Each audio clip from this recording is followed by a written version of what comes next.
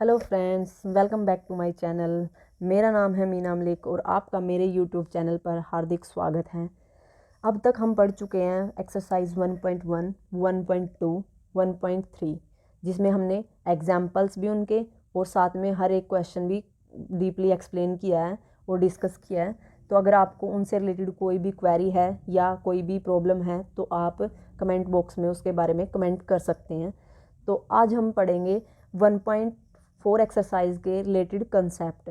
तो जिसके अंदर हैं, सबसे पहले है Venn diagram and then operation on sets, जिसके अंदर इन्वॉल्व है union, difference, intersection and disjoint. और साथ में ही हम इन्हीं ऑपरेशंस की प्रॉपर्टीज़ डिस्कस करेंगे और 1.4 के कुछ एग्जाम्पल भी एक्सप्लेन करेंगे। तो चलिए आगे बढ़ते हैं। तो सबसे पहले हमें दिया हुआ है वेन डाइग्राम। तो वेन डाइग्राम होता क्या है, नाम से ही पता लग रहा है कि यहाँ पे हम कोई आकृति बनाते हैं, कोई चित्र बनाते हैं और चित्र की हेल्प से ही हम उसको समझने की कोशिश करते हैं।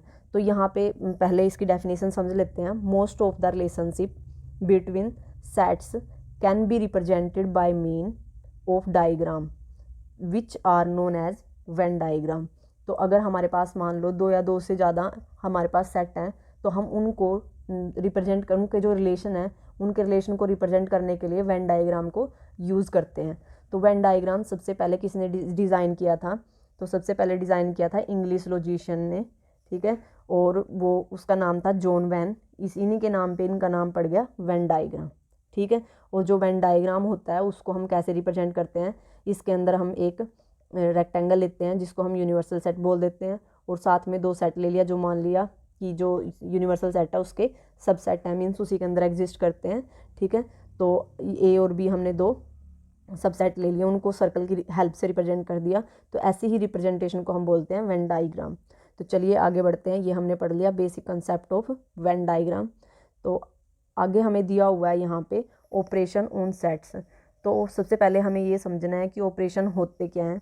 तो ऑपरेशन, जैसे कि हम प्राइमरी स्कूल क्लासेस से ही पढ़ना स्टार्ट किया था हमने, प्लस माइनस मल्टीप्लिकेशन और डिवाइड, जिसके अंदर हम क्या करते थे, दो या दो से ज़्यादा नंबर को ऐड करते थे, सब्ट्रैक्ट करते थे या मल्टीप्लाई करते थे।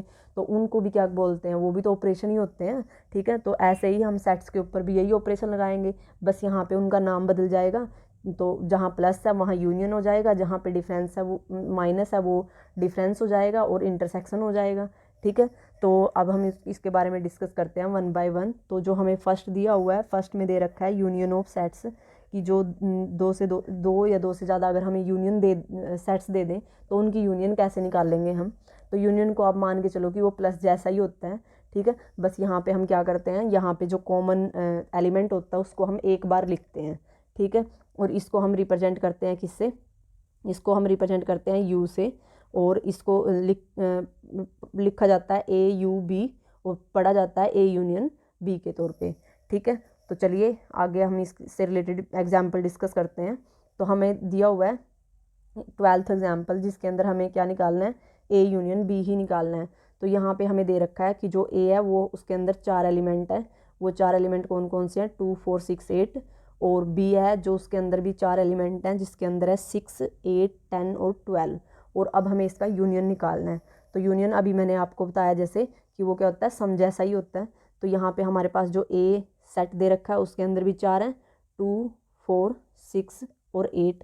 और जो बी सेट दे रखा है उसके अंदर भी 4 ही हैं, उसके अंदर हैं 6, 8, 10 और 12, ठीक है। तो अब अगर हम इसका यूनियन करें तो क्या आएगा हमारे पास? इसका यूनियन जैसे कि मैंने बताया कि हम रिपीटेटिव वर्ड जो एलिमेंट होंगे वो तो रखेंगे नहीं, लेकिन बाकी सारे रखेंगे, ठीक है। तो हमने 2 रख लिया, 4 रख लिया, 6 रख लिया, 8 रख लिया, ठीक है। लेकिन जब हमने दोबारा बी में चले हम, तो बी के अंदर 6 भी था और 8 भी था, लेकिन वो ऑलरेडी हम इसके अंदर रख चुके हैं, तो अब हम दोबारा नहीं रखेंगे। अब हम आगे बढ़ेंगे तो हम 10 और 12 रख लेंगे इसके अंदर। तो ये हमारा क्या बन गया यहाँ पे, ए यूनियन बी, ठीक है। अगर हम इसको वेन डाइग्राम की फॉर्म में रिप्रेजेंट करें तो वहाँ कैसे रिप्रेजेंट करेंगे इसको? तो इसको रिप्रेजेंट करेंगे, जैसे मान लिया हमने ये यू है यूनिवर्सल सेट, यूनिवर्सल सेट को हम रेक्टेंगल से रिप्रेजेंट करते हैं वेन डाइग्राम में। और हमारे पास जो ए सेट दिया हुआ है उसके अंदर हमें दे रखे हैं 2, 4, 6 और 8।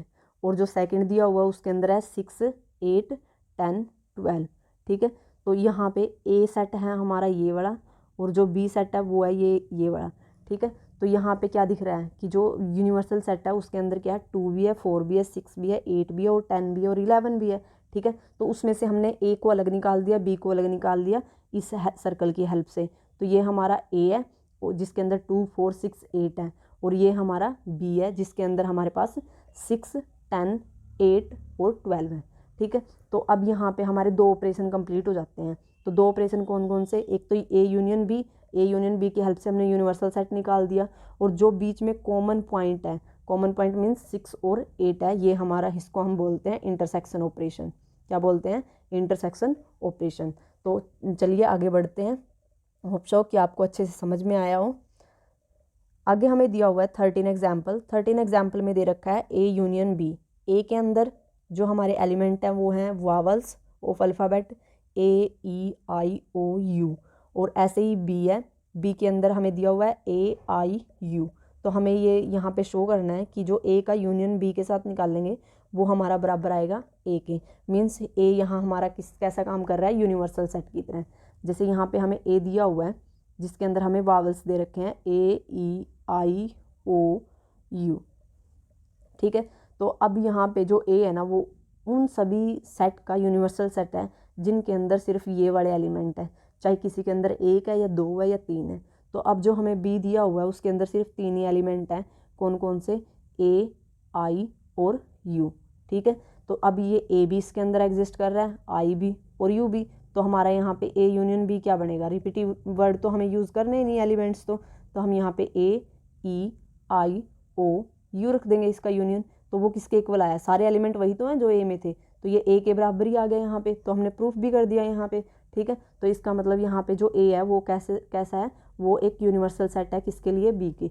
या फिर हम बोल सकते हैं जैसे कि हमने लास्ट वीडियो में पढ़ा था कि बी क्या है, सबसेट है यहाँ पे ए का। क्यों, क्योंकि ए बी के सारे एलिमेंट कहाँ पे एग्जिस्ट कर रहे हैं, ए के अंदर। तो चलिए आगे बढ़ते हैं। अगर कोई क्वेरी हो तो कमेंट बॉक्स में ज़रूर लिखना। तो अब हम चलते हैं एग्जाम्पल 14 के पास। तो 14 में हमें क्या दे रखा है, इन्होंने दे रखा है कि एक्स एक सेट है जिसके अंदर राम, गीता और Akbar be the set of student of class 11। Class 11 के 3 स्टूडेंट दिए हुए हैं, राम, गीता और Akbar, who are in school hockey team, जो क्या हॉकी टीम के अंदर हैं स्कूल में। और ऐसे ही वाई जो सेट दे रखा है उसके अंदर कुछ नाम दिए हुए हैं, गीता, डेविड और अशोक, वो भी क्या है, स्टूडेंट है 11th क्लास के और वो फुटबॉल टीम में है। तो मीन्स यहाँ पे एक एक्स सेट है और एक वाई सेट है। एक्स के अंदर राम, गीता और अकबर हैं, और वाई के अंदर गीता, डेविड और अशोक हैं, वो क्या है 11th क्लास के हैं। तो अब हमें यहाँ पे भी एक्स यूनियन वाई निकालना है।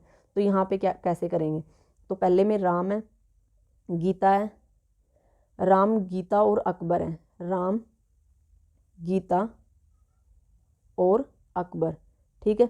तो अब अगर इसको सोल्व करें हम तो कैसे करेंगे, ये हमें दे रखा है एक्स, और वाई के अंदर हमें क्या दिया हुआ है, वाई के अंदर दिया हुआ है गीता, डेविड और अशोक। तो अब यहाँ पे देखो आप, हमारे पास राम, गीता और अकबर हैं एक्स में, और वाई में है गीता, डेविड और अशोक।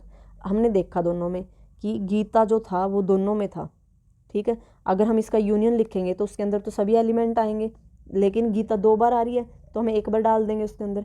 तो हमारे पास जो यूनियन बनेगा वो क्या बनेगा, राम, गीता, अकबर, डेविड, अशोक, ठीक है। राम, गीता, अकबर, डेविड और अशोक, ठीक है। तो ये बन जाएगा हमारा क्या, यहाँ पे A union X union B Y, ठीक है। तो क्या बन गया, ये एक्स यूनियन वाई बन गया, ठीक है। तो चलिए आगे बढ़ते हैं। आगे यहाँ हमारा एग्जाम्पल 14 कंप्लीट होता है। तो अब हम आगे बढ़ते हैं, आगे क्या दिया हुआ हमें, आगे इससे रिलेटेड कुछ प्रॉपर्टी भी है। जैसे मैंने स्टार्टिंग में ही आपको बताया था कि जो हमारे पास ऑपरेशन है उन ऑपरेशन के साथ में कुछ प्रॉपर्टी हैं, तो हम साथ में उनको भी डिस्कस करेंगे। तो यहाँ पे ए यूनियन बी है, और अगर हम जो फर्स्ट प्रॉपर्टी है उसको बोलते हैं commutative law. Commutative law means जिसके अंदर हम क्या करें, मान लिया हमने पहले क्या किया, ए का यूनियन ले लिया बी के साथ, ठीक है। वो बराबर आए अगर किसी के इक्वल आए बी यूनियन ए के, तो वहाँ पे हमारा कौन सा लॉ वो भी हुआ, कम्यूटेटिव लॉ, ठीक है। तो कैसे, हम एग्जांपल देख लेते हैं। जैसे अभी हमने किया हुआ है, हमने 1 2 3 4, ठीक है, ये ले लिए एलिमेंट ए में, और फिर हमने बी में ले लिए, बी में ले लिया 2 4 6 और 8। अगर हम यहाँ पे A यूनियन B निकालें तो हमारे क्या बनेंगे 1 2 3 4 6 और 8 बनेगा। ठीक है, तो अब हमें यहाँ पे पूछा क्या है कि ये कम्यूटेटिव लॉ को ओबे करता है कि नहीं। मीन्स हमने A यूनियन B तो निकाल लिया, अब हम B यूनियन A निकाल लेते हैं। B यूनियन A हमने निकाला तो वो भी यही एलिमेंट आएंगे हमारे पास, तो 1 2 3 4 6 8 क्यों आएंगे, क्योंकि यहाँ पे पहले 2 और 4 6 8 लिख देंगे हम, और 2 4 6 8 हमने B के लिख दिए, और 2 4 हमें दोबारा रिपीट करने नहीं है B में, B यूनियन A में। ठीक है, तो हम क्या लिखेंगे, सिर्फ 1 और 3 और इन्वॉल्व करना है हमें। ठीक है, तो यहाँ पे ये हमारा बन गया क्या, B यूनियन A। तो हमने जैसे ही देखा इसके अंदर A यूनियन B में भी 6 एलिमेंट थे और B यूनियन A में भी 6 एलिमेंट थे, और वही सेम एलिमेंट दोनों में थे, तो इसका मतलब ये दोनों क्या हुए, बराबर हो गए। तो इसका मतलब यहाँ पे क्या, जो कम्यूटेटिव लॉ है वो ओबे हो गया। ठीक है, तो ये था हमारा फर्स्ट प्रॉपर्टी थी यूनियन की। अब हम आगे बढ़ते हैं। आगे हमें दिया हुआ है A यूनियन B का यूनियन निकालना है C के साथ, और ऐसे ही A का यूनियन लेना है B यूनियन C के साथ, तो वो उसको बोलते हैं हम एसोसिएटिव लॉ। एसोसिएटिव लॉ भी वैसे ही होएगा जैसे हमने यहाँ पे कंसीडर कर लिया A है हमारे पास जिसमें 1 और 2 दो एलिमेंट हैं। ठीक है, और B है हमारे पास जिसके अंदर 3 और 4 एलिमेंट हैं। C है हमारे पास जिसके अंदर 5 और 6 एलिमेंट हैं। ठीक है, अब हमने पहले A यूनियन B निकाल लिया, तो उसके अंदर हमारा आ गया क्या 1 2 3 4, और फिर हमने A यूनियन B का यूनियन ले लिया किसके साथ, C के साथ, तो उसके अंदर हमारे 6 के 6 एलिमेंट आ जाएंगे 1 2 5 6 तक। ठीक है, और ऐसे ही अगर हम पहले क्या करें, यहाँ पे A यूनियन C ले लें, A यूनियन C लेंगे तो वहाँ पे क्या हो जाएगा, हमारे पास 4 एलिमेंट आ जाएंगे 1 2 5 और 6। ठीक है, लेकिन जब हम क्या करें, इसका यूनियन दोबारा फिर B के साथ लें तो हमें वही सेम एलिमेंट मिलेंगे जो हमारे पास किस में आए थे, A यूनियन B के यूनियन ऑफ C के साथ आए थे जो। तो इसका मतलब ये भी क्या हुआ, ओबे हो गया। ठीक है, तो इसका मतलब अगर हम कहीं भी दो सेट के ऊपर अगर हम ऑपरेशन लगाते हैं यूनियन का, तो अगर हम वहाँ पे दो सेट्स पे ऑपरेशन लगाने के बाद अगर तीसरे के ऊपर भी लगाएंगे ना, तो चाहे हम किसी का भी पहले ले रहे हों वहाँ पे यूनियन, मीन्स पहले A यूनियन C का ले रहे हों या फिर A यूनियन B का ले रहे हों, और बाद में अगर पहले A यूनियन B का ले लिया और बाद में हम A यूनियन C ले रहे हैं साथ में, ठीक है, तो वो भी इक्वल आएगा। और अगर हम पहले A यूनियन C लेके और उसका फिर B के साथ यूनियन लेंगे तो वो भी सेम आएगा। ठीक है, तो ये इसको बोलते हैं हम एसोसिएटिव प्रॉपर्टी। अब आगे चलिए, आगे हमारे पास है A यूनियन फाई। तो फाई हमें पता है, फाई क्या होता है, एक फाई एम्प्टी सेट होता है जिसके अंदर कोई भी एलिमेंट नहीं होता। ठीक है, उसको हम फाई से रिप्रेजेंट करते हैं। तो अगर हम A यूनियन फाई लेंगे तो हमारे पास क्या आएगा, A में फाई में तो कोई एलिमेंट है नहीं, तो सिर्फ A के एलिमेंट आ जाएंगे, तो हमारा पूरा क्या है, A सेट आ जाएगा हमारे पास। ठीक है, तो जो फाई है, फाई को हम क्या बोलते हैं, आइडेंटिटी बोलते हैं यूनियन की। ठीक है, अब आगे बढ़िए। आगे हमें दिया हुआ है A का यूनियन। अब पहले A है हमारे पास, तो A के अंदर मान लो 4 एलिमेंट है 1 2 3 4। ठीक है, तो अब दोबारा अगर एक और ले लिया, वो उसमें भी सेम ही एलिमेंट होंगे 1 2 3 4, और हमें रिपीटेटिव एलिमेंट यूज़ नहीं करने, तो A यूनियन A किसके इक्वल आएगा, A के इक्वल ही आएगा। ठीक है, क्योंकि रिपीट तो लेने ही नहीं, तो इसका मतलब ये क्या हुआ हमारा ये है आइडेम्पोटेंट लॉ। ठीक है, आइडेम्पोटेंट लॉ इसको बोलते हैं। मीन्स अगर कोई सेट खुद के यूनियन के साथ खुद का ही देगा ना, वो खुद के इक्वल ही आएगा। ठीक है, तो उस लॉ को हम बोलते हैं आइडेम्पोटेंट लॉ। आगे है हमारे पास universal set union A. Universal set union A का मतलब क्या है, यहाँ पे कोई बड़ा सेट दे रखा है और उसकी यूनियन अगर हमें ए के साथ लेंगे तो हमें यूनिवर्सल सेट ही मिलेगा। जैसे अभी एग्जांपल देती हूँ मैं आपको, जैसे मान लो यूनिवर्सल सेट में हमें 1 से लेकर 10 तक की काउंटिंग दी हुई थी, और ए था हमारा 1 2 3 4 तक। ठीक है, तो अब अगर हम इसका यूनियन लेंगे, यूनिवर्सल सेट के साथ यूनियन ले लिया हमने ए का, तो हमारे पास क्या आएगा, वही 1 2 3 4 से लेकर 10 तक की काउंटिंग ही आएगी। मीन्स यूनिवर्सल सेट ही आएगा ना, ऐसे कैसा, क्योंकि यूनिवर्सल सेट के अंदर तो सारे एलिमेंट हैं और एलिमेंट दोबारा लिखने नहीं, तो यूनिवर्सल सेट के आ जाएंगे। ठीक है, तो ये क्या हुआ हमारा, लॉ ऑफ यूनिवर्सल। ठीक है, तो यहाँ पे हमने डिस्कस किया कुछ प्रॉपर्टी जो किसकी थी, ऑपरेशन ऑफ यूनियन की थी। ठीक है, तो चलिए अब हम आगे बढ़ते हैं। आगे हमारे पास है इंटरसेक्शन। तो अब हम इंटरसेक्शन समझ लेते हैं क्या होता है। तो इंटरसेक्शन के अंदर हम क्या करते हैं, सिर्फ कॉमन पॉइंट इन्वॉल्व करते हैं। जो मान लो दोनों में कॉमन हो। जैसे कि हमने अभी 12th एग्जाम्पल में भी डिस्कस किया था, जो 6 और 8 था वो ए में भी था और बी में भी था, तो वहाँ पे वो क्या हो गए, उन दोनों के कॉमन पॉइंट हो गए और वही हमारा क्या बन जाएगा, इंटरसेक्शन सेट बन जाएगा। ठीक है, तो अब जैसे यहाँ पे एक अब इसको रिप्रेजेंट कैसे करते हैं, इसको जो उसमें जो यू को रिप्रेजेंट करते थे, उसमें यू को रिप्रेजेंट करते थे यूनियन के तौर पे, यहाँ पे यू उल्टा करके डाल देंगे और उसको बोल देंगे इंटरसेक्शन। ठीक है, और इसको सिम्बॉलिकली रिप्रेजेंट करेंगे ए इंटरसेक्शन बी से। ठीक है, तो अब हमारे पास जो नेक्स्ट एग्जांपल है उसके अंदर दिया हुआ है हमें ए है जो हमारे पास 10 तक की काउंटिंग है, और बी सेट में दिए हुए हैं 2, 3, 5 और 7। तो अब हमें इंटरसेक्शन निकालना है, तो हमारे पास इंटरसेक्शन क्या आएगा, तो देखिए यहाँ पे क्या बनेगा।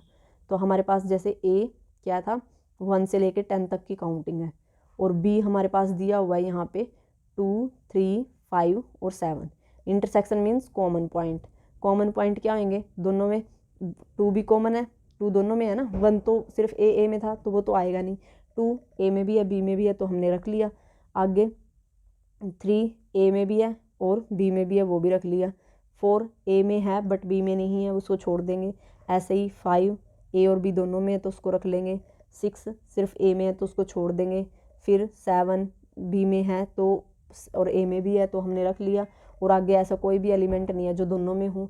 ठीक है, तो यहाँ पे सिर्फ हमें कॉमन लेने हैं। तो यूनियन और इंटरसेक्शन में आपको डिफरेंस करना आ गया होगा। यूनियन में हम क्या करते हैं, सभी एलिमेंट्स लिखते हैं, बस जो रिपीट हो रहे होते हैं ना, जो 2 बार आ रहे होते हैं उसको सिर्फ एक बार लिखते हैं। ठीक है, लेकिन यहाँ पे क्या करते हैं, सिर्फ कॉमन एलिमेंट लेंगे। मीन्स जो अगर मान लो एक बड़ा सेट दिया हुआ है, यूनिवर्सल सेट है, और उसका यूनियन इंटरसेक्शन अगर हम किसी सेट ए के साथ लेते हैं तो वहाँ पे सिर्फ हमारे पास क्या मिलेंगे, ए सेट के एलिमेंट मिलेंगे, क्योंकि कॉमन तो वही होंगे ना। यूनिवर्सल सेट के हर एक एलिमेंट अगर ए में हुए तो वो खुद ही यूनिवर्सल नहीं बन जाएगा। ठीक है, तो इसका मतलब इसको हम क्या कहेंगे, इंटरसेक्शन बोलेंगे। ठीक है, जिसके अंदर हम सिर्फ कॉमन पॉइंट देखते हैं। तो अब यहाँ पे जैसे हमने निकाला कि ए का इंटरसेक्शन जब हमने बी से किया तो हमारे पास सिर्फ वो एलिमेंट आए जो हमारे बी में दिए हुए थे, तो इसका मतलब ये हमारे किसके इक्वल आ गया, बी के इक्वल आ गया। तो यहाँ पे यही प्रूफ करना था हमें कि जो ए का इंटरसेक्शन बी के साथ है वो किसके इक्वल आए, बी के इक्वल आए।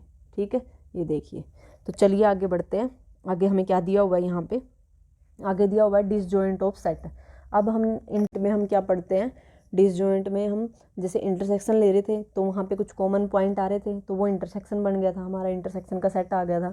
लेकिन डिसजॉइंट कब बोलेंगे सेट्स को, जब क्या हो हमारे पास कुछ कॉमन आए ही ना। तो कॉमन ना आए इसका मतलब क्या हुआ, इंटरसेक्शन वहाँ पे 5 मिल जाए। जैसे हमने मान लिया यहाँ पे एक सेट है 1, 2, 3, 4, 5 4 तक का। ठीक है, और जो बी सेट मान लिया उसमें है हमारा 5 से लेके 8 तक की काउंटिंग। ठीक है, तो अब यहाँ पे ए इंटरसेक्शन बी क्या आएगा, जो एलिमेंट ए में है वो बी में नहीं है, जो बी में है वो ए में नहीं है, तो यहाँ पे हमें क्या मिलेगा, सिर्फ 5 मिलेगा। तो ऐसे जो सेट्स होंगे उनको हम बोलेंगे डिसजॉइंट सेट्स। ठीक है, जहाँ पे कुछ भी कॉमन ना आए। तो मीन्स इंटरसेक्शन का एक पार्ट ही हुआ डिसजॉइंट। अगर कॉमन आ जाते हैं तो वहाँ पे कुछ ना कुछ एलिमेंट्स मिल जाएंगे तो उसको इंटरसेक्शन बोल देते हैं, और अगर कॉमन नहीं आता कुछ भी तो उसको हम बोल देते हैं डिसजॉइंट। नाम से पता लग रहा है डिसजॉइंट मीन्स जो ऐसे सेट जो आपस में जुड़े ना हो। तो हम क्या देख रहे हैं यहाँ पे, रिलेशन ही देख रहे हैं ना ऑपरेशन की हेल्प से। ठीक है, तो कोई अगर हम रियल लाइफ से रिलेट करके देखें तो कोई ऐसे 2 बंदे जो आपस में किसी रिलेशन से ना जुड़े हों तो उसको ही बोलेंगे डिसजॉइंट। ठीक है, जिसको हम अननोन बोलते हैं। तो यहाँ पे ए और बी भी क्या है, हम एक दूसरे के लिए अननोन जैसे ही हैं। ठीक है, तो चलिए बढ़ते हैं आगे। आगे हमें दिया हुआ है यहाँ पे, आगे हमारे पास क्या है, आगे यहाँ पे कुछ प्रॉपर्टीज़ दे रखी हैं।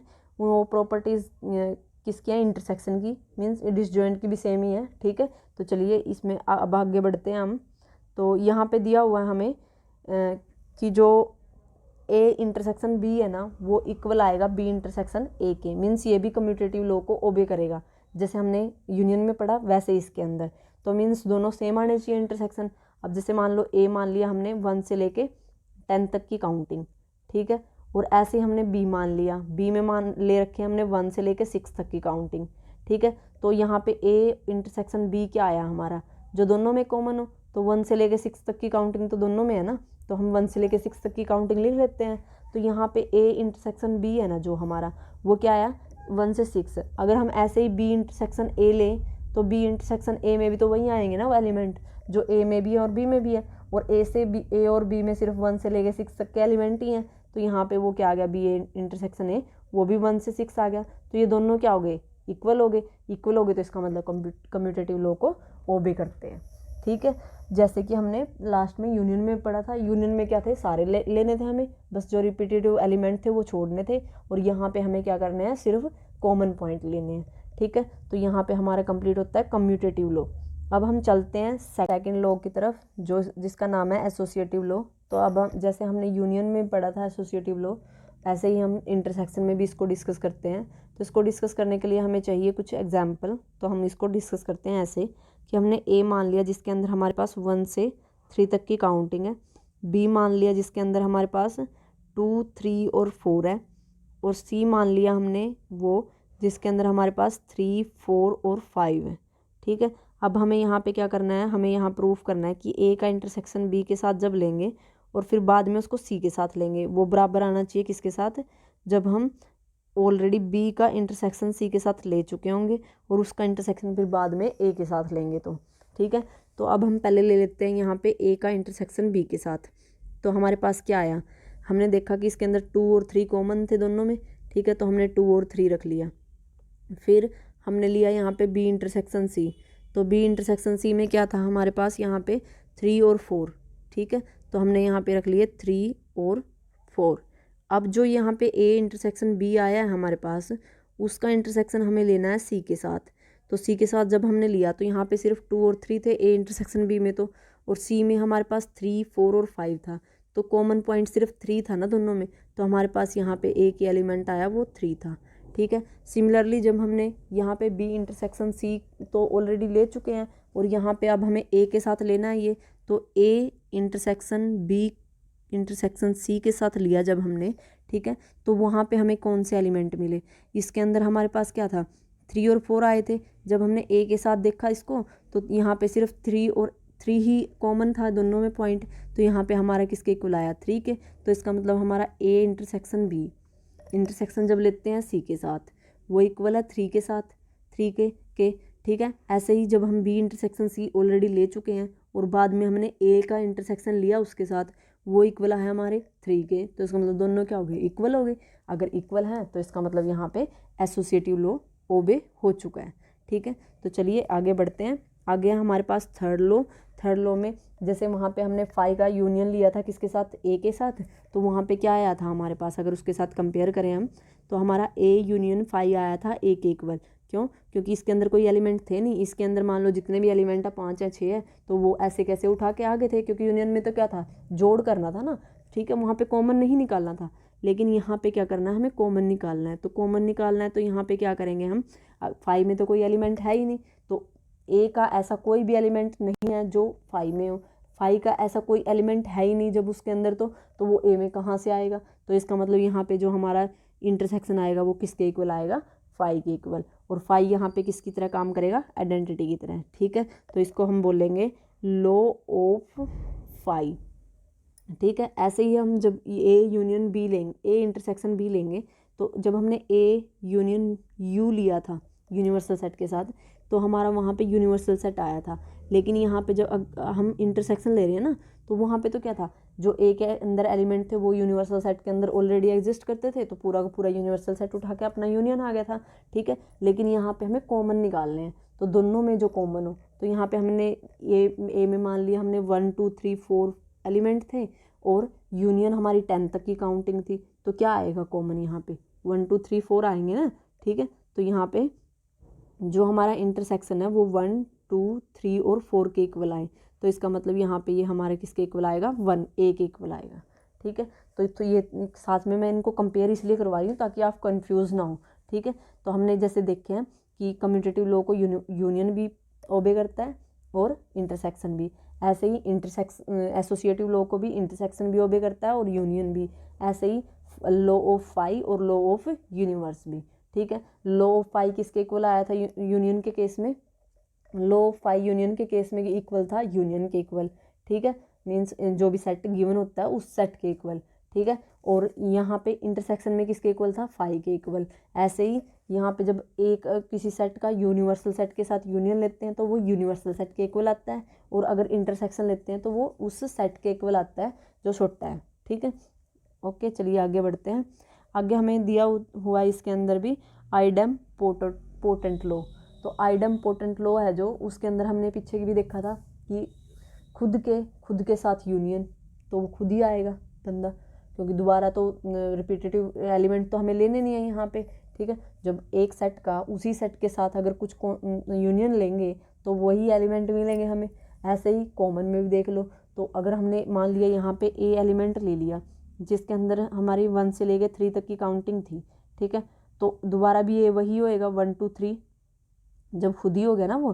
ठीक है, तो 1 2 3 1 2 3, तो यूनियन भी क्या, इंटरसेक्शन भी क्या मिलेगा, 1 2 3 ही मिलेगा, क्योंकि कॉमन है दोनों में।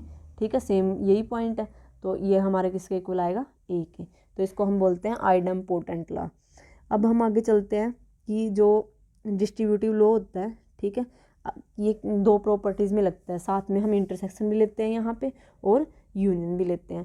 तो यहाँ पे ऐसा बोला हुआ है, यहाँ पे अगर हम क्या करें, बी का यूनियन ले लें सी के साथ, ठीक है, और बाद में जो आए उसका इंटरसेक्शन ले लें इसके साथ। ठीक है, तो वो किसके इक्वल आएगा कि उसको ना हम अंदर ट्रांसफ़र कर देंगे। अंदर ट्रांसफ़र करना मतलब डिस्ट्रीब्यूट कर देंगे 1 बाय 1 दोनों को, कि इसको भी दे देंगे इसको और इसको इसके साथ भी दे देंगे। ए इंटरसेक्शन है जो, उसको बी के साथ भी दे दिया और फिर बीच में लगा दिया यूनियन, और फिर वो ए इंटरसेक्शन सी के साथ भी ले दिया। ठीक है, अगर हम इसको प्रूव करवाना तो कैसे करेंगे, तो चलो कर लेते हैं हम इसको। ठीक है, तो हमने मान लिया यहाँ पे जो हमारे पास ए है उसमें 1 से लेके 3 4 तक की काउंटिंग है। ठीक है, जो हमारे पास बी है उसके अंदर 2 3 4 5 है। ठीक है, और जो हमारे पास सी है उसके अंदर 3 4 5 और 6 है। ठीक है, तो अब हमने यहाँ पे ए बी और सी तो मान लिया। अब हमें लेना है, पहले यहाँ पे क्या करना था, पहले हमें यहाँ पे इंटरसेक्शन लेना था किसके साथ, बी यूनियन सी का इंटरसेक्शन लेना था ए के साथ। तो हम पहले लेते हैं बी और सी का यूनियन। तो बी और सी का यूनियन हमने देखा तो वो किसके इक्वल आएगा, यहाँ पे बी यूनियन सी। तो जो एलिमेंट यहाँ पे सारे लेने हैं, बस कॉमन है जो वो एक बार रखने हैं। तो यहाँ पे 3 और 4 5 तो कॉमन है। ठीक है, तो ये तो रखने ही रखने हैं, पर रखने एक बार हैं। ठीक है, और इसके अंदर 2 है जो बी में नहीं, सी में नहीं था, वो भी रख लिया, और सी में 6 था जो बी में नहीं था, वो भी रख लिया। अब इसका इंटरसेक्शन लेना है हमें किसके साथ, अब हमें इंटरसेक्शन लेना है किसके साथ, ए के साथ। तो ए के अंदर हमारे पास कौन कौन से हैं, 1 2 3 4, और इसके अंदर हमारे पास आए हैं 3 4 5 2 और 6। तो अब हमने देखा 2 भी है इसके अंदर, 3 भी है और 4 भी है। ठीक है, तो हमारे यहाँ पे इंटरसेक्शन क्या आया इन दोनों का, इनका इंटरसेक्शन आया 2 3 4। ठीक है, अब हमें क्या करना है, अब हमें ये डिस्ट्रीब्यूटिव लॉ लगाना है, मतलब अंदर डिस्ट्रीब्यूट करना है। तो ए का इंटरसेक्शन बी के साथ लेंगे पहले।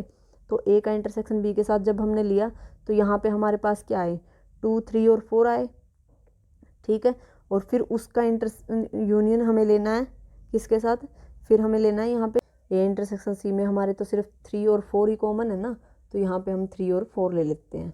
ठीक है, अब हमें क्या लेना है यहाँ पे, अब हमें यहाँ पे रखना था साथ में इन दोनों का, क्या करना था, हम इसको रब कर देते हैं। ठीक है, तो अब हम यहाँ पे क्या करेंगे, अब ए इंटरसेक्शन सी तो हमने ले लिया, 3 और 4 आ गया, और ए इंटरसेक्शन बी भी ले लिया। अब हमें इनका दोनों का यूनियन निकालना है। तो दोनों का यूनियन क्या आएगा हमारे पास, तो यहाँ पे हमें मिलेगा, यहाँ पे A union A intersection B, उसका यूनियन लेना है ए इंटरसेक्शन सी के साथ। तो वो हमारा आएगा, देखो इसमें 2 3 4 है, इसमें 3 और 4 है, तो 3 और 4 तो रिपीट हो रहे हैं, और हम ले लेते हैं 2 3 और 4। तो अब हमने देखा कि जो डिस्ट्रीब्यूटिव लॉ के अकॉर्डिंग अंदर जाने के बाद ए इंटरसेक्शन बी और यूनियन ए इंटरसेक्शन सी का आया, तो वो किसके इक्वल आया, वो ए इंटरसेक्शन का बी यूनियन सी के साथ आया।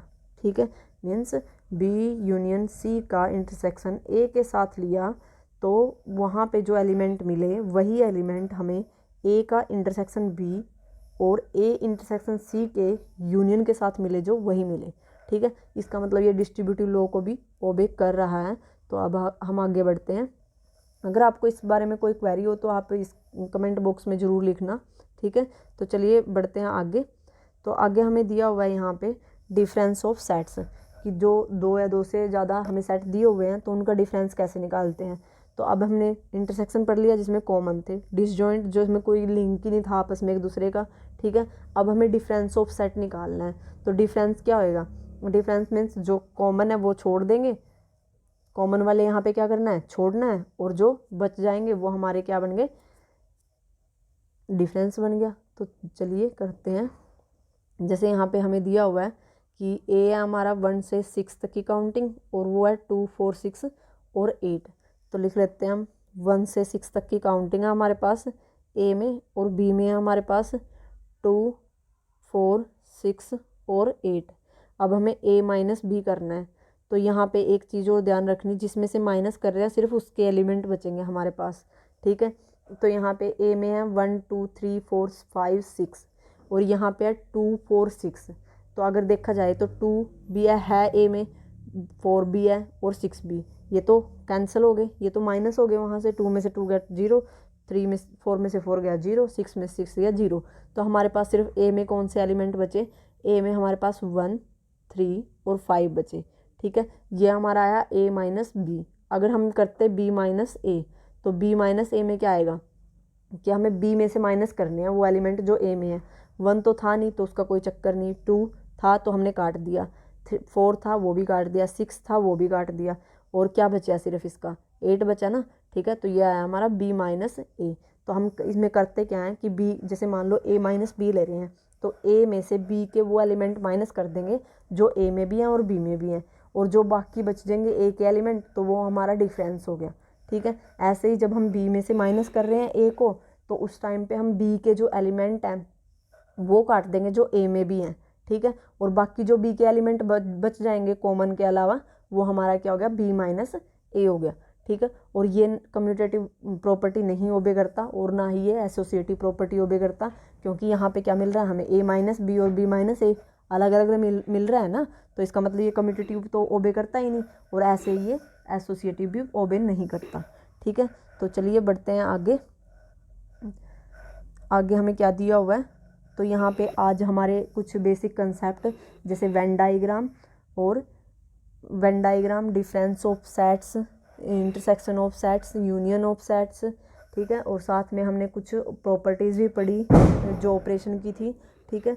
तो मैं आशा करती हूँ कि आपको अच्छे से समझ आया होगा। अगर आपकी कोई भी क्वेरी हो तो प्लीज़ आप कमेंट बॉक्स में कमेंट करके ज़रूर बताना, और मैं कोशिश करूँगी कि आपकी वो उस क्वेरी को सॉल्व कर सकूँ। तो हंसते रहिए, मुस्कुराते रहिए, और बने रहिए स्टडी लवर मीना के साथ।